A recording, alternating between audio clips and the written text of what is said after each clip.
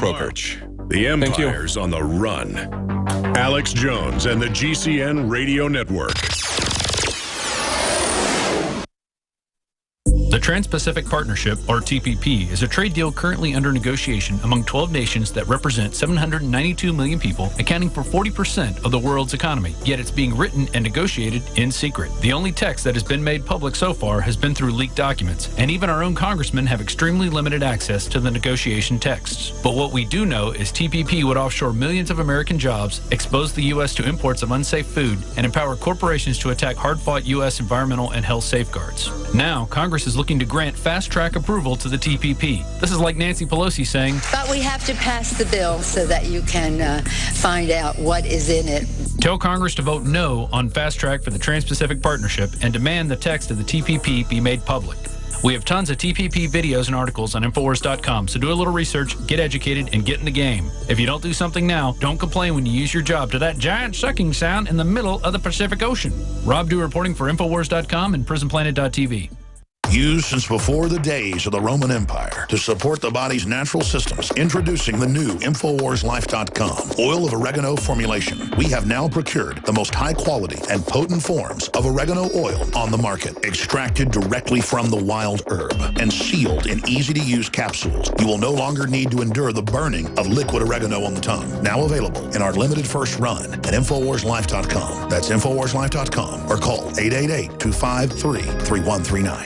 Alex Jones here. For the last 2 years, I've been working with top doctors, nutritionists, and chemists to design a nutraceutical formulation that has truly life-changing health benefits. Introducing the all-new Ancient Defense Herbal Immunity Blend. Experience the benefits of combining over 14 ancient herbs and extracts with exciting new advances in nutraceutical science. Visit InfoWarsLife.com or call 1-888-253-3139. That's InfoWarsLife.com. What lies at the heart of InfoWars and everything we do? At the core is fellow human beings of every race, color, and creed across the United States and the planet that believe in personal liberty. And it's people like you that have promoted the radio broadcast to their friends and family. It's people like you that have bought the high-quality products at InfoWarsStore.com that have made everything we do possible. And that's why I want to salute you. You have helped us build this operation. You don't stand beside us or behind us or even in front of us. You stand at the heart of InfoWars. That's why in the month of April, we're offering some of the biggest specials yet to introduce listeners to these high-quality nutraceuticals at InfoWarsLife.com. 50% off high-quality colloidal silver bullet. Buy 2 X2 nascent iodines. Get 1 fluoride shield absolutely free and free shipping. 50% off silver bullet. Free shipping. Free bottles of fluoride shield detoxer. Find the specials at InfoWarsLife.com. Is the U.S. involved with any procuring of weapons, transfer of weapons, buying, selling, anyhow transferring weapons to Turkey out of Libya? To Turkey? It is a big idea. A new world order. How is it that this organization is so well-funded, so organized? Islamic State-linked militants have gained a stronger foothold in Libya, seizing new economically vital areas of the country. The leader of ISIS in Libya is none other than Abdel Hakim Belhaj, and of course he was armed to the teeth by NATO. A world in which there is the very real prospect of a new world order. The Russians say they're negotiating with North Korea to hold joint military exercises. Kim Jong-un and Vladimir Putin teaming up, creating an ominous alliance against the United States. Israel's Prime Minister Benjamin Netanyahu is aggressively opposing the nuclear deal that the U.S. government is negotiating with Iran. Saudi Arabia is apparently prepared to allow Israeli jets into its airspace to conduct attacks on Iran. We have an unprecedented opportunity to build a new world order. I set up a foundation in Ukraine, and we played an important part in events now. Ukraine is set to receive the first tranche of an International Monetary Fund aid package. We had brokered a deal to transition power in Ukraine. Vladimir Putin is on the move. Only when this transformation is complete will we be able to take full measure of the opportunities presented by this new and evolving world order. It's known as the Bilderberg Group. Could their objective be world domination?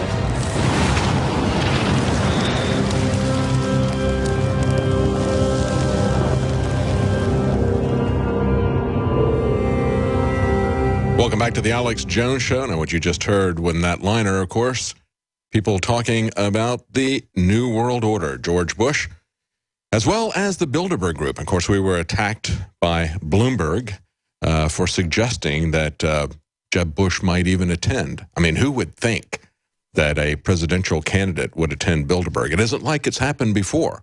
No, it has happened before. We've documented it as Alex Jones joined us in the first hour and talked about how he got pictures of people sneaking in, the Secret Service cars bringing in Hillary Clinton and Obama. And, of course, I think they kind of arbitrated as to which one of them was going to run. She dropped out shortly after that.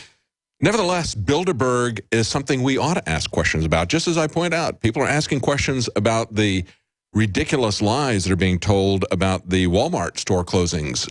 Shouldn't we be concerned about the ridiculous lies that are being told about the European Union, for example, that began at Bilderberg? That's the very first meeting. We've got the minutes of the very first meeting have been leaked, and we can see that that's what they were talking about 61 years ago. So, yeah, we should ask questions about that. We should ask where this is all going. Of course, in the last segment, we've been talking to a state representative from Wyoming, Kendall Croker, and we were talking about efforts there to stop civil asset forfeiture. It's an amazing legal fiction that was foisted upon us as part of the war on drugs, put upon us by Ronald Reagan, just like mandatory minimums, except this is, in one respect, perhaps even more dangerous because of all the lies that are folded into this term. For example, the idea that it is civil precludes you from having any attorney representing you. And as Representative Croker was saying, the amounts that are typically seized are usually large enough that it's profitable for the police department, but not large enough that it would profit you to actually hire an attorney to try to get your property back. And of course, your property is what is charged with the crime, not you, because they don't have to assert that you had anything to do with it. In most cases, the people are never charged with a crime. They just confiscate the property. I want to read to you one of the abusive cases in New Mexico. And of course, New Mexico just passed a law to stop this. It was passed unanimously in the House and the Senate, bipartisan support. It took quite a while for the Republican governor there to sign it. Unlike the Republican governor in Wyoming, who vetoed this, the Republican governor in New Mexico did finally sign it. Of course, 5,000 people, according to FreedomWorks, called the governor's office to get her to sign that. But let me read to you a particular example, just to give you a feel for how this works. In one particularly egregious case, this is from thinkprogress.org, they say, in 2010, state police in Albuquerque and the Albuquerque Police Department, the State Police Department, and Homeland Security all conspired, this is not a conspiracy theory, this actually happened, to seize $16,925 from a father and son who had taken a road trip to Las Vegas. They had won this gambling in Las Vegas. They had cash on them. They were initially pulled over by the state police, the highway patrol. They were going 5 miles over the speed limit. They searched their car for hours. They eventually found the cash. They referred to the 60-year-old man as a boy. And when they finally allowed the father and son to leave, the officer told them that their ordeal, quote, wasn't over yet. And it wasn't. They were subsequently pulled over by the Albuquerque police for, quote, improperly changing lanes. So first they're pulled over for just going 5 miles over the speed limit, searched, they found some money. Then they contact the Albuquerque police and they pull them over for saying that they improperly changed lanes. Then a Homeland Security officer arrives at the scene, takes the money and their car, and leaves them stranded on the side of the road. Now, the ACLU eventually won a lawsuit getting their money back. And again, that points out that this is something that both the left and the right can agree that we should have, imagine that, due process, that you should be presumed innocent, that you should be charged with a crime, that you should be found guilty. And then if there's a financial punishment, that punishment ought to be proportional to what the crime is. I think the left and the right can agree on that. And we have some bills that are coming up that is bipartisan support, Democrat and Republican senators. We played a couple of clips from Mike Lee and Rand Paul. I want to play one more from Mike Lee where he talks about how the deck is stacked against property owners. This is Senator Mike Lee. Now, under the status quo as it operates, in your experience, how hard is it generally for an innocent person to get his or her property back once it's been seized in a civil asset forfeiture proceeding?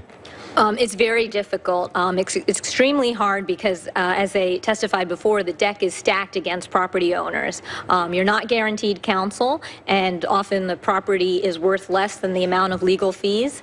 The agency will immediately start administrative forfeitures, and the burden is on property owners to timely file a claim. There have been numerous reports of even the notices that property owners get are unclear. People don't know what agency of all the, between the state and local that sees their property, where are they supposed to file this claim?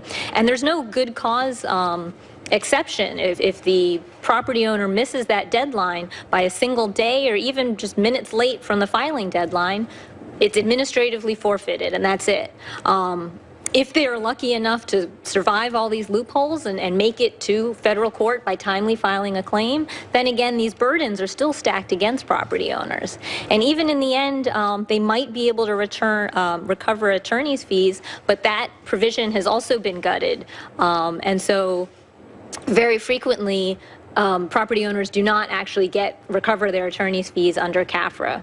So it is a system that is stacked against property owners, and that needs to change. Yeah, to give you an idea of how it's stacked, let's take a look at the legislation that is before Congress as well as before the Senate that's also supported by Representative Tim Walberg, Republican from Michigan, in the House. He's introduced along with Rand Paul the Fifth Amendment Integrity Restoration Act. They call it FAIR.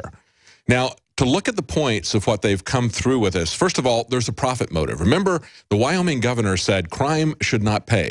Well, crime does pay for the police departments that support their operations with what they confiscate for people. You know, it was Lysander Spooner who said the difference between the government and a highway robber is that a highway robber merely steals your money. The government steals your money and then follows you down the road nagging you, okay?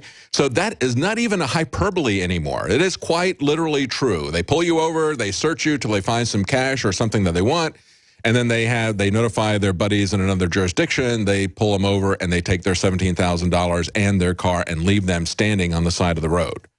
Okay, that's highway robbery. And that's how they fund their police departments in many cases. So first thing the FAIR Act would do would be to, and this is what any legislation that's going to pull this down at the state level needs to attack these individual points as well. And it helps you understand really how bad this is, how far off the rails the American system has gone in fighting this futile war on drugs. And I say it's futile because I'm talking to the people who think that that's going to stop our youth from abusing drugs, okay? That's not done that for 40 years. It isn't going to do it. It makes everything worse. It doesn't affect drug use whatsoever. It just destroys our legal system and corrupts the government. So it is doing what it was designed to do, and that is to make a lot of money for the government to provide a justification for virtually any kind of authoritarian police state they want to construct. So the first thing you got to do is remove the profit motive from them. The second thing you need to do is have a standard of proof. Right now, the government just has to say, well, we've got a preponderance of evidence. No, they would have to have a clear and convincing evidence that the property is even subject to forfeiture, number one. Number two, you would be considered to be innocent until proven guilty. What a novel idea.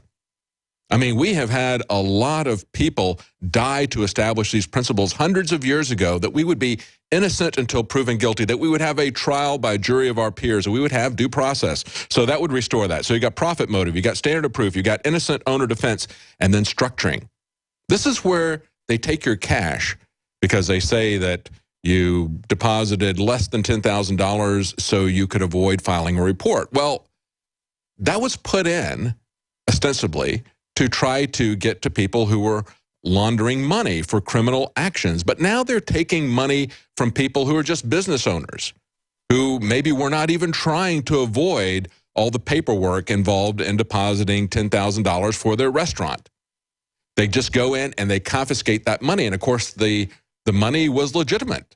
They can show that it was legitimate. And they're not trying to launder money for a criminal operation. So first of all, they would have to show that the owner knowingly sought to avoid bank reporting and that it was not derived from a criminal source. The next thing is proportionality.